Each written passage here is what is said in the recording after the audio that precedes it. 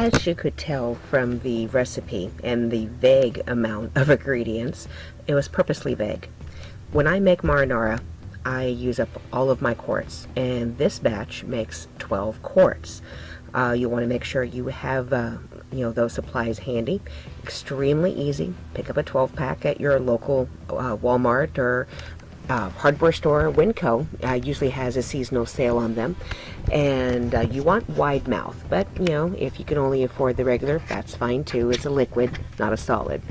So anyway, you will want to follow the preps for those. I am not going to tell you step by step how to can, because I am not certified. I'm not licensed. But this is way, I've been doing it for years, the way my friend Kim has been doing it for decades. So we'll be teaching you how to do it. It's just basically watch and learn. Please go to the Ball website or the Kerr website. I believe they're by the same company now, and figure out how to do it yourself. It's extremely easy.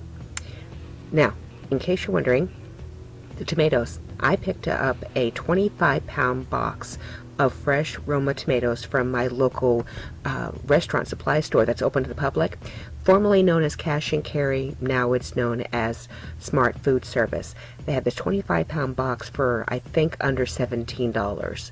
So this is where you want to take advantage of seasonal sales on your produce.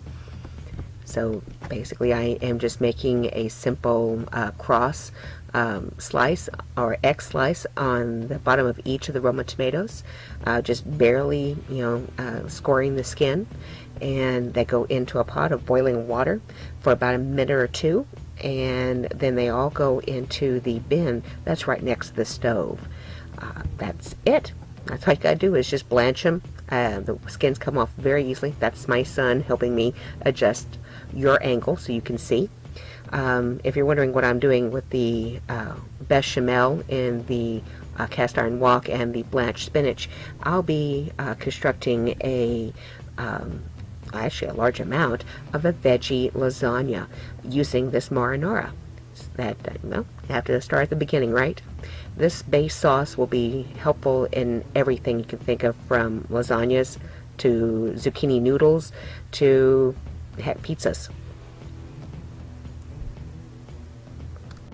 And welcome back.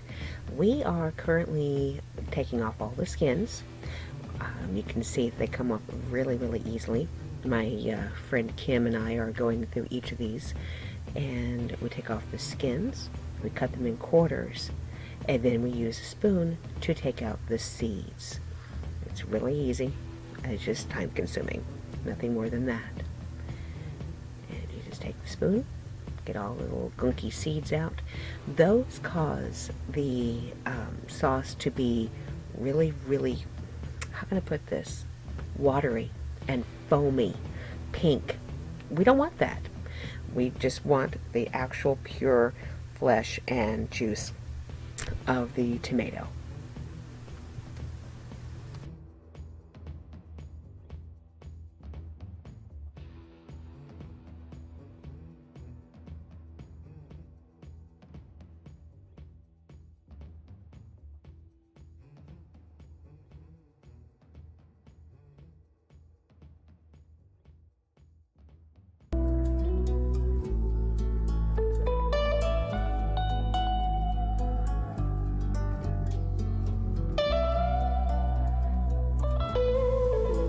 As you can see from the very small mince, or the very small dice that I have made of these tomatoes, that's exactly what you want. Uniform, small. The smallest you can get, the easier and quicker they'll break down. Once you have the skins and the seeds removed, pour them through a sieve. I use this strainer, and you'll be amazed by how much actual tomato juice is in all of that. It's quite a bit. I just add that right back to the pot.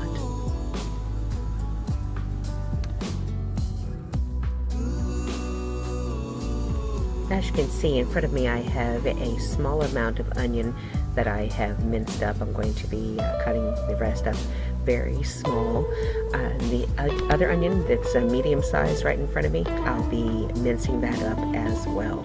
the smaller the pieces in this marinara, the quicker everything will break down and turn into a uniform smoothness. And my son just teased me, and he's going to be helping me with our veggie lasagna. But that's for another recipe.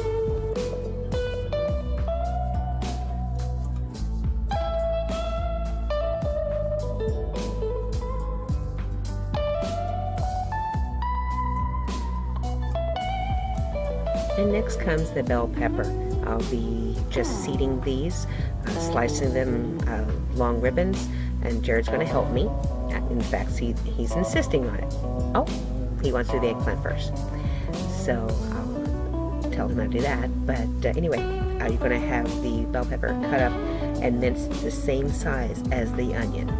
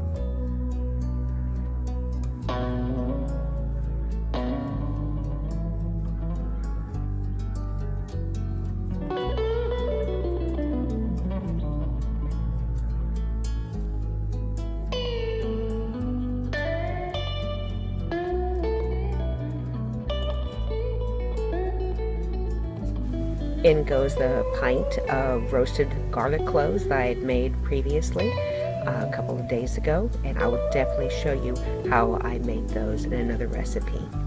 They add a unique sweetness and depth of flavor that you simply can't get from raw garlic.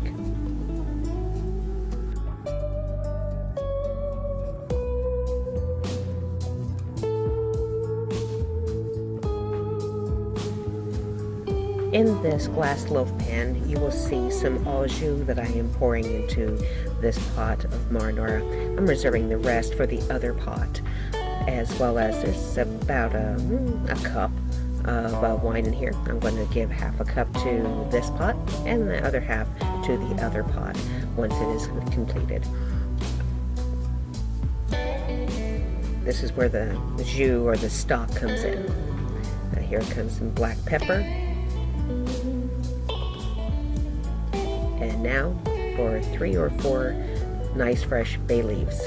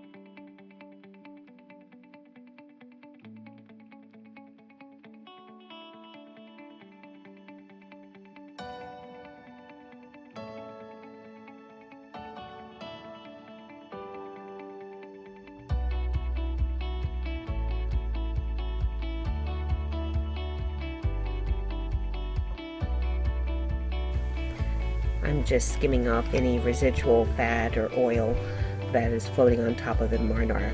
You don't want that in your jars.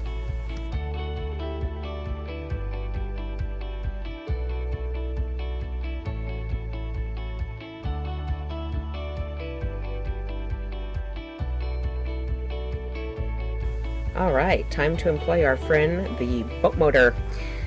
My son is helping me plug it in. And basically this immersion wand will make this very chunky marinara into a nice, smooth consistency. And that's what you want.